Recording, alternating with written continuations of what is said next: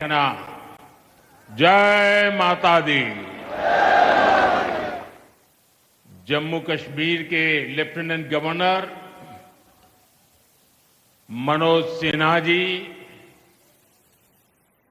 मुख्यमंत्री उमर अब्दुल्ला जी, केंद्रीय मंत्रिमंडल के मेरे सहयोगी अश्विनी वैष्णव जी, जितेंद्र सिंह, वी सोमन्ना जी,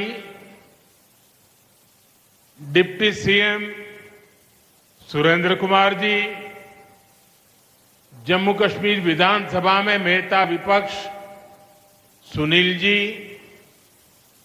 संसद में मेरे साथी जुगल किशोर जी, अन्य जनप्रतिनिधिगण और मेरे प्यारे भाई और बहनों,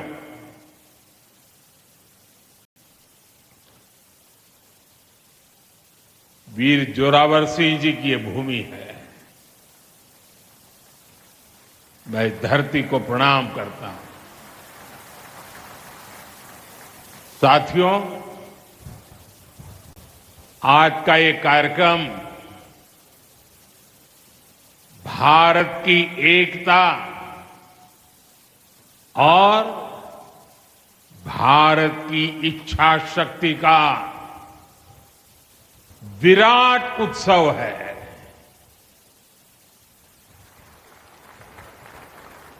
माता वैष्णो देवी के आशीर्वाद से आज वादी कश्मीर भारत के रेल नेटवर्क से जुड़ गई है।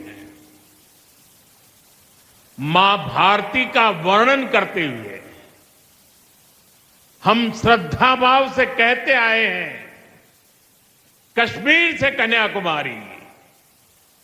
ये अब रेलवे नेटवर्क के लिए भी हकीकत बन गया है। उधमपुर, श्रीनगर, बारामूला, ये रेल लाइन प्रोजेक्ट ये सिर्फ नाम नहीं है, ये जम्मू कश्मीर के नए सामर्थ्य की पहचान है। भारत के नए सामर्थ्य का जयघोष है। थोड़ी देर पहले मुझे चिनाब ब्रिज और अंजी ब्रिज का लोकार्पण करने का अवसर मिला है। आज ही 2 नई वंदे भारत ट्रेनें जम्मू कश्मीर को मिली है। यहां जम्मू में नए मेडिकल कॉलेज का शिलान्यास हुआ है। 46,000 करोड़ रुपए के प्रोजेक्ट्स जम्मू और कश्मीर के विकास को नई गति देंगे। मैं आप सभी लोगों को विकास के नए दौर के लिए बहुत बहुत बधाई देता हूं। साथियों, जम्मू कश्मीर की अनेक पीढ़ियां रेल कनेक्टिविटी का सपना देखते देखते गुजर गई। मैं कल सीएम उमर अब्दुल्ला जी का एक बयान देख रहा था और अभी भाषण में भी बताया। वो भी बोले थे कि जब वो 7वीं 8वीं में पढ़ते थे तब से इस प्रोजेक्ट को पूरा होने का इंतजार कर रहे थे। आज जम्मू कश्मीर के लाखों लोगों का सपना पूरा हुआ है। और ये भी हकीकत है, जितने अच्छे काम है ना, वो मेरे लिए ही बाकी रहे हैं। साथियों, ये हमारी सरकार का सौभाग्य है कि इस प्रोजेक्ट ने हमारे कार्यकाल में गति पकड़ी और हमने इसे पूरा करके दिखाया। बीच में कोविड के कालखंड के कारण भी अनेक मुसीबतें आई, लेकिन हम डटे रहे। साथियों, रास्ते में आने जाने की मुश्किलें, मौसम की परेशानी, लगातार पहाड़ों से गिरते पत्थर, ये प्रोजेक्ट पूरा करना मुश्किल था, चुनौतीपूर्ण था। लेकिन हमारी सरकार ने चुनौती को ही चुनौती देने का रास्ता चुना है। आज जम्मू कश्मीर में बन रहे अनेकों ऑल वेदर इंफ्रास्ट्रक्चर प्रोजेक्ट इसका उदाहरण है। कुछ महीने पहले ही सोनमर्ग टनल शुरू हुई है। अभी कुछ देर पहले ही मैं चिनाब और अंजी ब्रिज से होकर आपके बीच आया हूं। इन पुलों पर चलते हुए मैंने भारत के बुलंद इरादों को, हमारे इंजीनियर्स, हमारे श्रमिकों के हुनर और हौसले को जिया है।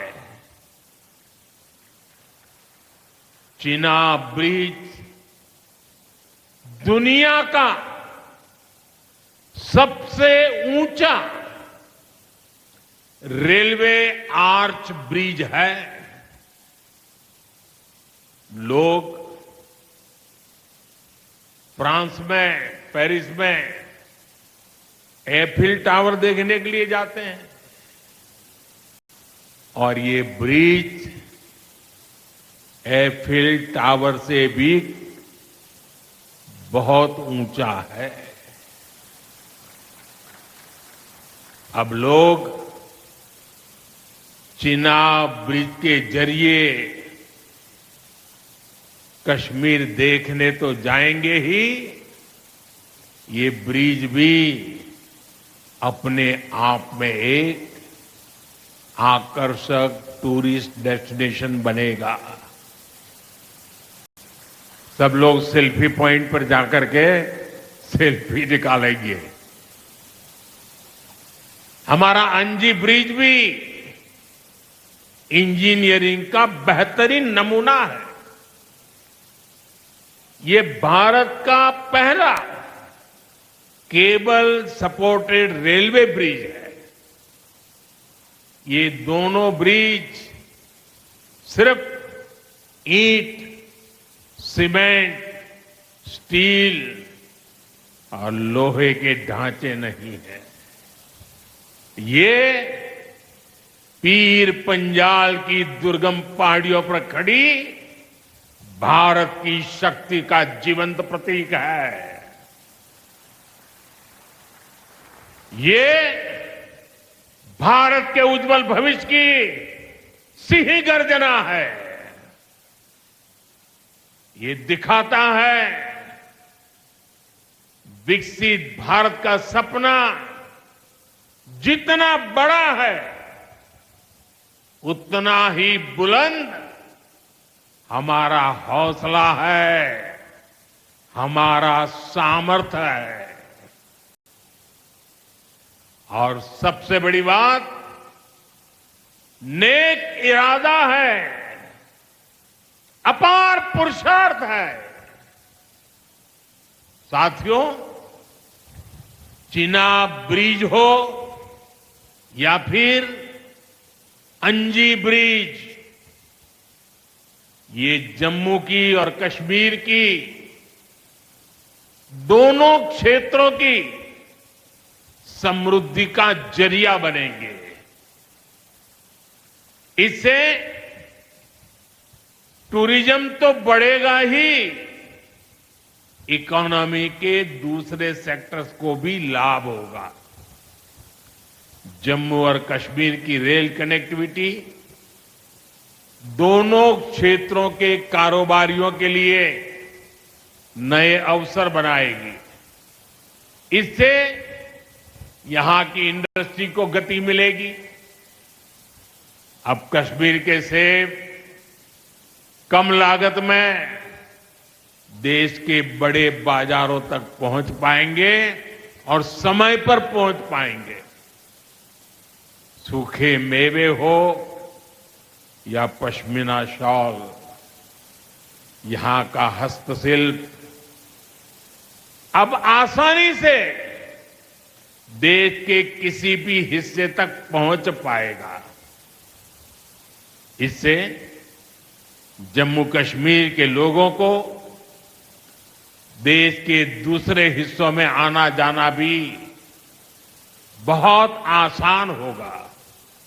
साथियों, मैं यहां संगलदान के एक स्टूडेंट का अखबार में कमेंट पढ़ रहा था। उस स्टूडेंट ने कहा कि उसके गांव के उन्हीं लोगों ने अब तक ट्रेन नहीं देखी थी जो गांव से बाहर गए। गांव के ज्यादातर लोगों ने ट्रेन का सिर्फ वीडियो ही देखा था।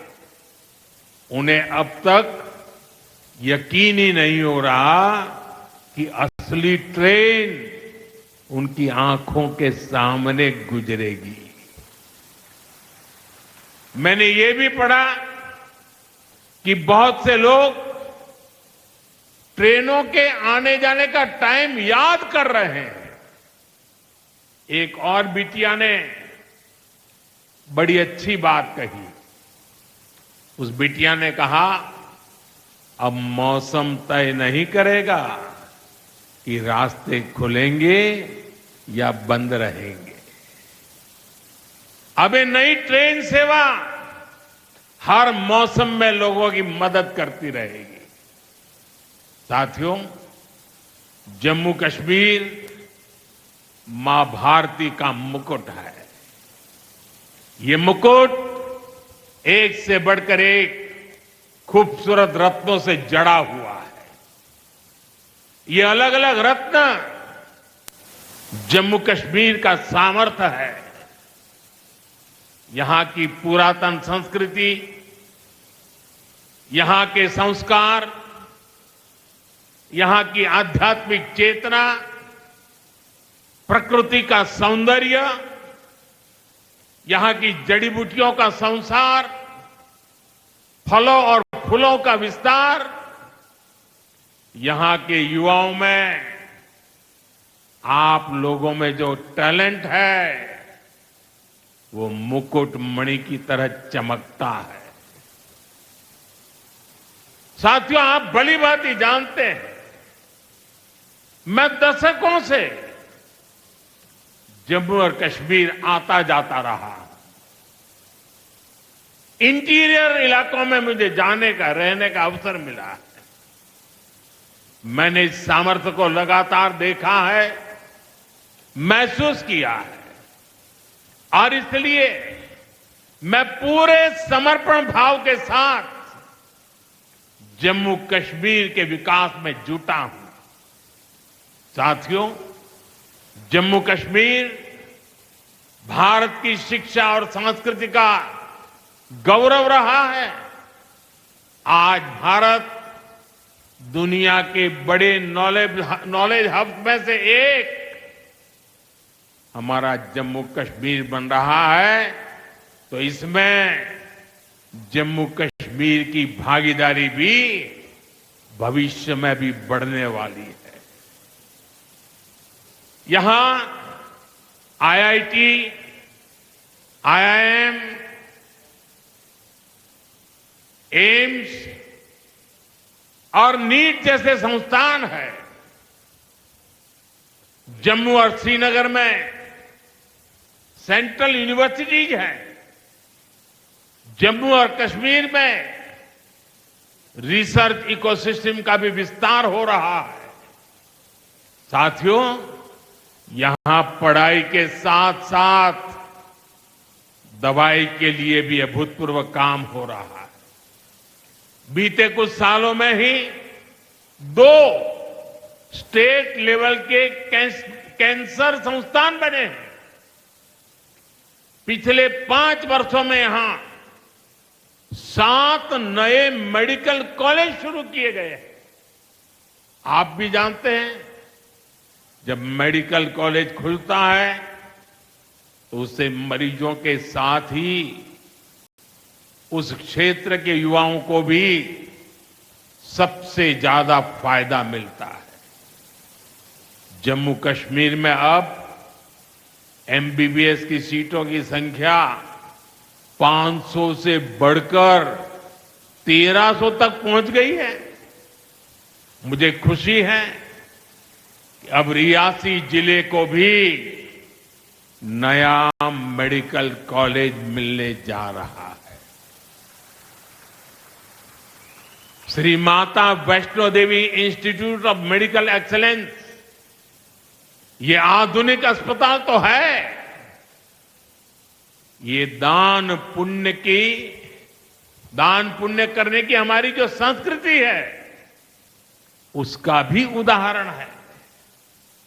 इस मेडिकल कॉलेज को बनाने में जो राशि लगी है उसके लिए भारत के कोने कोने से माता वैष्णो देवी के चरणों में आने वाले लोगों ने दान दिया हुआ है।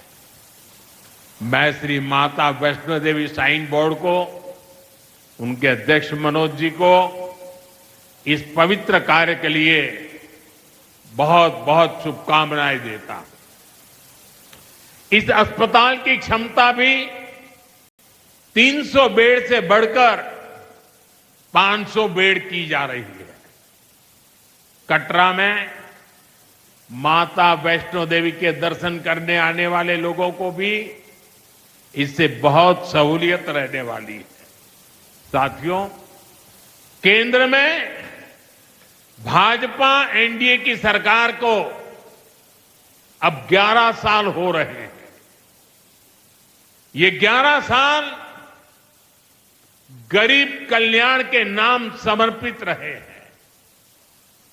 प्रधानमंत्री आवास योजना से 4 करोड़ गरीबों का पक्के घर का सपना पूरा हुआ है।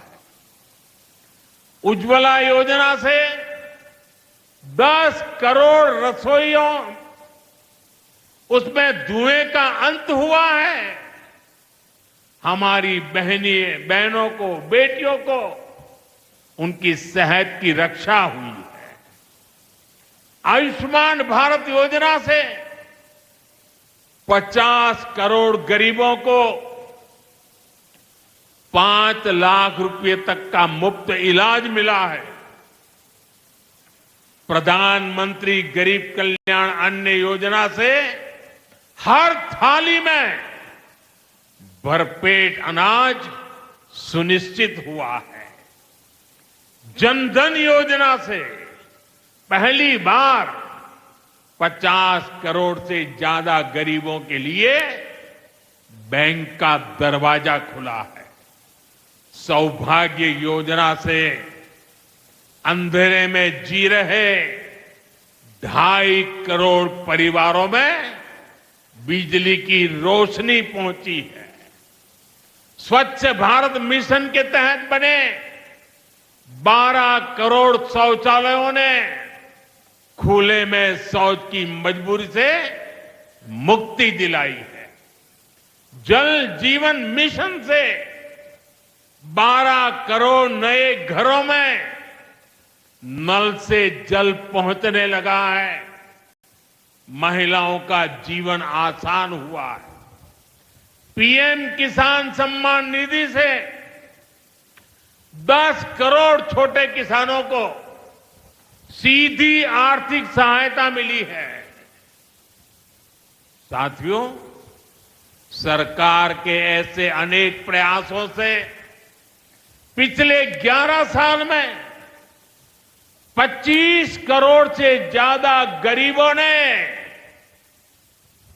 गरीबी को, हमारे ही गरीब भाई बहनों ने गरीबी के खिलाफ जंग लड़ा और 25 करोड़ गरीब गरीबी को परास्त कर करके, विजयी होकर के गरीबी से बाहर निकले हैं। अब वो नए मध्यम वर्ग का हिस्सा बने हैं। जो लोग अपने आप को समाज व्यवस्था के एक्सपर्ट मानते हैं, बड़े खेरखा मानते हैं, जो लोग अगड़े पिछड़े की राजनीति में डूबे रहते हैं, जो लोग दलितों के नाम पर राजनीतिक रोटियां सेकते रहे हैं, जरा जिन योजनाओं का मैंने सिर्फ उल्लेख किया है उसकी तरफ नजर कर लीजिए।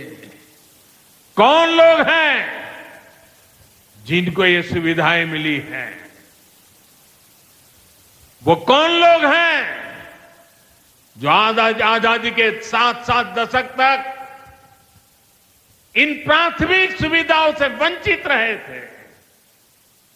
ये मेरे दलित भाई बहन है, ये मेरे आदिवासी भाई बहन है, ये मेरे पिछड़े भाई बहन है, ये पहाड़ों पर गुजारा करने वाले, ये जंगलों में बसने वाले, झुग्गी झोपड़ी में जिंदगी पूरी करने वाले, ये वो परिवार है जिनके लिए मोदी ने अपने 11 साल खपा दिए हैं।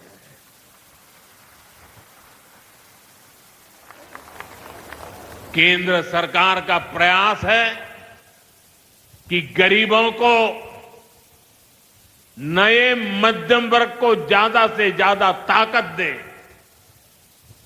1 रैंक 1 पेंशन हो, 12 लाख रुपए तक की सैलरी को टैक्स फ्री करना हो, घर खरीदने के लिए आर्थिक सहायता देना हो, सस्ती हवाई यात्रा के लिए मदद देनी हो, हर तरह से सरकार गरीब और मध्यम वर्ग के साथ कंधे से कंधा मिलाकर चल रही है।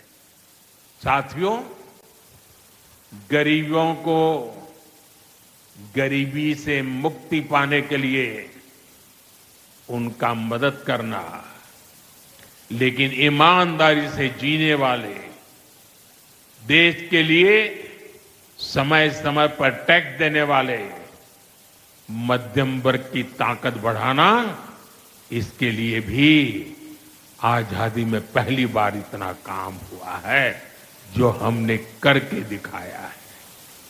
साथियों, हम अपने यहां नौजवानों के लिए लगातार रोजगार के नए अवसर बढ़ा रहे हैं और इसका एक अहम जरिया है टूरिज्म। टूरिज्म से रोजगार मिलता है, टूरिज्म लोगों को जोड़ता है, लेकिन दुर्भाग्य से हमारे पड़ोस का देश मानवता का विरोधी, मेलजोल का विरोधी, टूरिज्म का विरोधी, इतना ही नहीं, वो ऐसा देश है जो गरीब की रोजी रोटी का भी विरोधी है। 22 अप्रैल को पहलगाम में जो कुछ हुआ, वो इसी का उदाहरण है। पाकिस्तान ने पहलगाम में इंसानियत और कश्मीरियत दोनों पर वार किया। उसका इरादा भारत में दंगे कराने का था। उसका इरादा कश्मीर के मेहनतकश लोगों की कमाई को रोकना था। इसलिए पाकिस्तान ने टूरिस्ट पर हमला किया। वो टूरिज्म जो बीते 4-5 साल में लगातार बढ़ रहा था, हर साल यहां रिकॉर्ड संख्या में टूरिस्ट आ रहे थे। जिस टूरिज्म से जम्मू कश्मीर के गरीबों के घर चलते हैं, उसको पाकिस्तान ने निशाना बनाया। कोई घोड़े चलाने वाला, कोई पोर्टर, कोई गाइड, कोई गेस्ट हाउस वाला, कोई दुकान ढाबा चलाने वाला, पाकिस्तान की साजिश इन सबको तबाह करने की थी। आतंकियों को चुनौती देने वाला नौजवान आदिल, वो भी तो वहां मेहनत मजदूरी करने गया था, लेकिन अपने परिवार की देखरेख कर सके इसलिए मेहनत कर रहा था। आतंकियों ने उस आदिल को भी मार दिया। साथियों, पाकिस्तान की साजिश के खिलाफ जिस प्रकार जम्मू कश्मीर के लोग उठ खड़े हुए हैं, जम्मू कश्मीर के अवाम ने इस बार जो ताकत दिखाई है, ये सिर्फ पाकिस्तान नहीं, दुनिया भर की आतंकवादी मानसिकता को जम्मू कश्मीर के लोगों ने कड़ा संदेश दिया है। जम्मू कश्मीर का नौजवान अब आतंकवाद को मुंह तोड़ जवाब देने का मन बना चुका है। ये वो आतंकवाद है जिसने घाटी में स्कूल जलाए, और सिर्फ स्कूल यानी इमारत नहीं जलाई थी, 2-2 पीढ़ी का भविष्य जला दिया था, अस्पताल तबाह किए, जिसने कई पीढ़ियों को बर्बाद किया। यहां जनता अपनी पसंद के नुमाइंदे चुन सके, यहां चुनाव हो सके, ये भी आतंकवाद के चलते बड़ी चुनौती बन गया था। साथियों, बरसों तक आतंक सहने के बाद जैसे जम्मू कश्मीर ने इतनी बर्बादी देखी थी कि जम्मू कश्मीर के लोगों ने सपने देखना ही छोड़ दिया था। आतंकवाद को ही अपना भाग्य मान लिया था। जम्मू कश्मीर को इस स्थिति से निकालना जरूरी था, और हमने ये करके दिखाया है।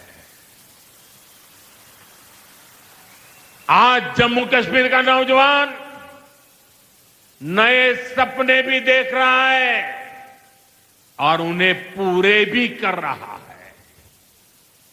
अब कश्मीर का नौजवान बाजारों को, शॉपिंग मॉल्स को, सिनेमा हॉल को गुलजार देख करके खुश है। यहां के लोग जम्मू कश्मीर को फिर से फिल्मों की शूटिंग का प्रमुख केंद्र बनते देखना चाहते हैं। इस क्षेत्र को स्पोर्ट्स का हब बनते देखना चाहते हैं। यही भाव हमने अभी माता खीर भवानी के मेले में भी देखा है। जिस तरह हजारों लोग माता के दर पर पहुंचे, वो नए जम्मू कश्मीर की तस्वीर दिखाता है।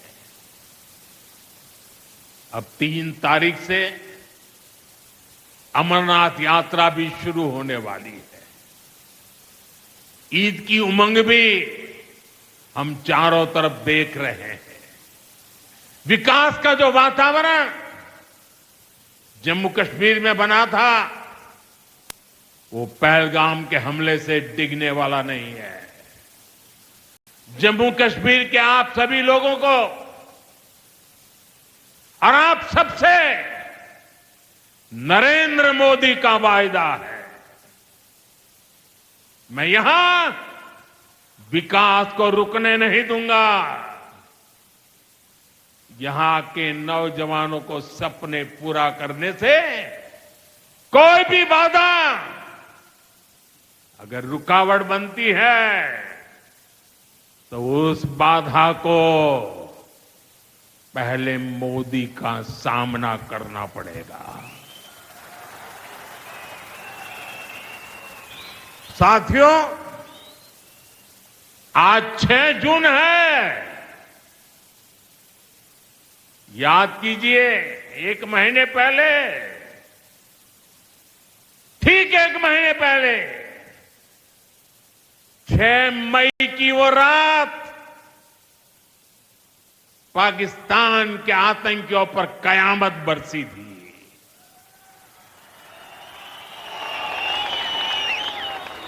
अब पाकिस्तान कभी भी ऑपरेशन सिंदूर का नाम सुनेगा तो उसे अपनी शर्मनाक शिकस्त याद आएगी।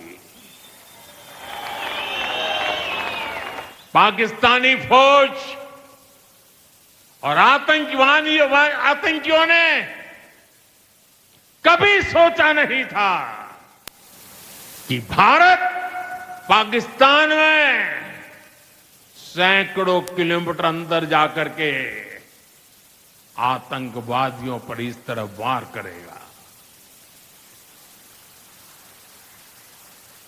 बरसों की मेहनत से उन्होंने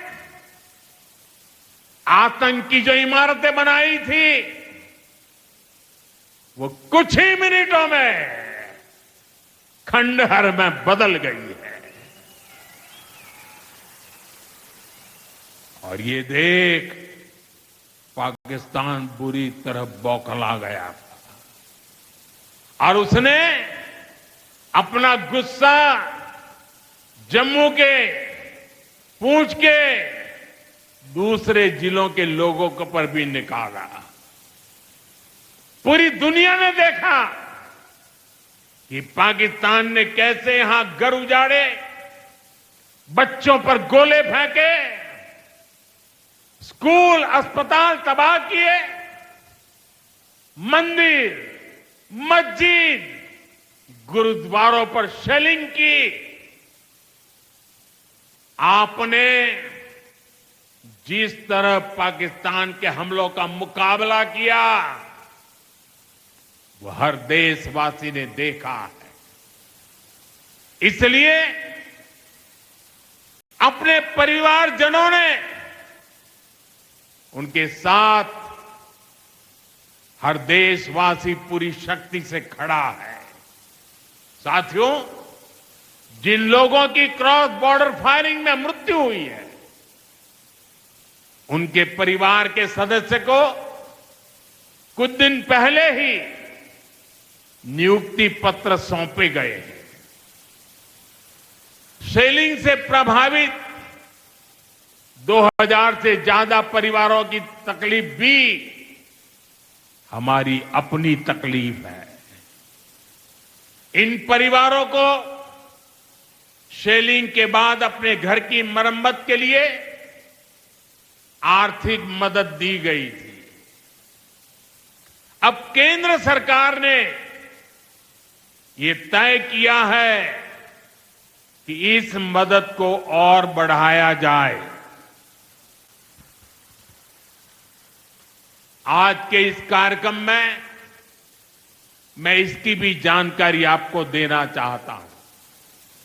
साथियों, जिन घरों में बहुत ज्यादा नुकसान हुआ है उन्हें अब 2 लाख रुपए और जो घर आंशिक रूप से क्षतिग्रस्त हुए उन्हें 1 लाख रुपए की सहायता अलग से दी जाएगी, अतिरिक्त दी जाएगी। यानी अब उन्हें पहली बार की मदद के बाद ये एक्स्ट्रा धनराशि मिलेगी।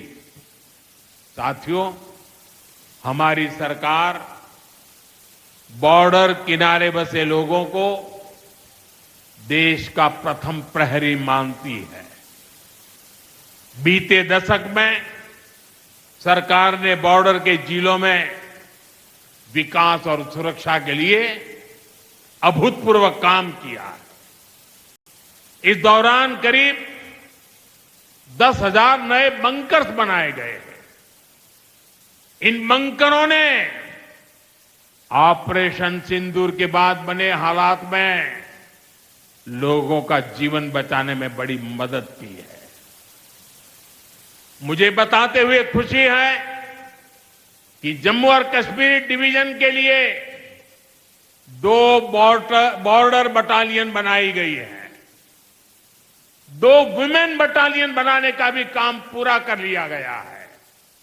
साथियों, हमारा जो इंटरनेशनल बॉर्डर है उसके पास जो बहुत दुर्गम इलाके हैं वहां भी सैकड़ों करोड़ रुपया खर्च करके नया इंफ्रा बनाया जा रहा है। कठुआ से जम्मू हाईवे को 6 लेन का एक्सप्रेसवे बनाया जा रहा है। अखनूर से पुंछ हाईवे का भी चौड़ीकरण किया जा रहा है। वाइब्रेंट विलेज प्रोग्राम के तहत भी बॉर्डर के गांवों में विकास के काम को और गति दी जा रही है। जम्मू कश्मीर के 400 ऐसे गांव जहां ऑल वेदर कनेक्टिविटी नहीं थी, उन्हें 1800 किलोमीटर की नई सड़कें बिछाकर जोड़ा जा रहा है। इस पर भी सरकार 4,200 करोड़ रुपए से ज्यादा खर्च करने जा रही है। साथियों, आज मैं जम्मू कश्मीर के आप लोगों से, खासकर यहां के नौजवानों से एक विशेष आग्रह भी करने आया हूं। और जम्मू कश्मीर की धरती से मैं देश को भी आग्रह करना चाहता हूं। आपने देखा है कि कैसे ऑपरेशन सिंदूर ने आत्मनिर्भर भारत की ताकत दिखाई है। आज दुनिया भारत के डिफेंस इकोसिस्टम की चर्चा कर रही है और इसके पीछे एक ही कारण है, हमारी सेनाओं का मेक इन इंडिया पर भरोसा। सेनाओं ने जो कर दिखाया, अब वही हर भारतवासी को दोहराना है। इस साल के बजट में हमने मिशन मैन्युफैक्चरिंग की घोषणा की है। इस मिशन के तहत सरकार मैन्युफैक्चरिंग को नई उड़ान देने का काम कर रही है। मैं जम्मू कश्मीर के युवाओं से कहूंगा, आइए इस मिशन का हिस्सा बनिए। देश को आपकी आधुनिक सोच चाहिए, देश को आपके इनोवेशन की जरूरत है। आपके आइडिया, आपकी स्किल भारत की सुरक्षा को, भारत की अर्थव्यवस्था को नई ऊंचाई देंगे। पिछले 10 वर्षों में भारत एक बड़ा डिफेंस एक्सपोर्टर बना है। अब हमारा लक्ष्य है दुनिया के टॉप डिफेंस एक्सपोर्टर्स में भारत का नाम भी शामिल हो। इस लक्ष्य की ओर हम जितना तेजी से बढ़ेंगे, उतनी ही तेजी से भारत में रोजगार के लाखों नए अवसर पैदा होंगे। साथियों, हमें एक और संकल्प लेना है। जो सामान भारत में बना हो, जिसमें हमारे देशवासियों का पसीना लगा हो, हम सबसे पहले उसे ही खरीदें। और यही राष्ट्रभक्ति है, यही राष्ट्र की सेवा है। सीमा पर हमें हमारी सेनाओं का मान बढ़ाना है और बाजार में हमें मेड इन इंडिया का गौरव बढ़ाना है।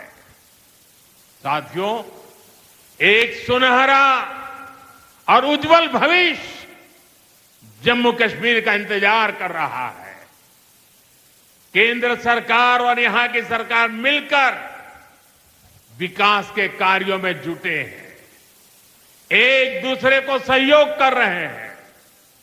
शांति और खुशहाली के जिस रास्ते पर हम आगे बढ़ रहे हैं, हमें उसे लगातार मजबूत करना है। मां वैष्णो देवी के आशीर्वाद से विकसित भारत, विकसित जम्मू कश्मीर का यह संकल्प सिद्धि तक पहुंचे, इसी कामना के साथ आप सभी को फिर से ये ढेर सारे विकास के प्रोजेक्ट के लिए और एक से बढ़कर एक शानदार प्रोजेक्ट के लिए मैं बहुत बहुत बधाई देता हूं। दोनों मुट्ठी बंद करके पूरी ताकत से मेरे साथ बोलिए, भारत माता की। आवाज हिंदुस्तान के हर कोने में गूंजनी चाहिए।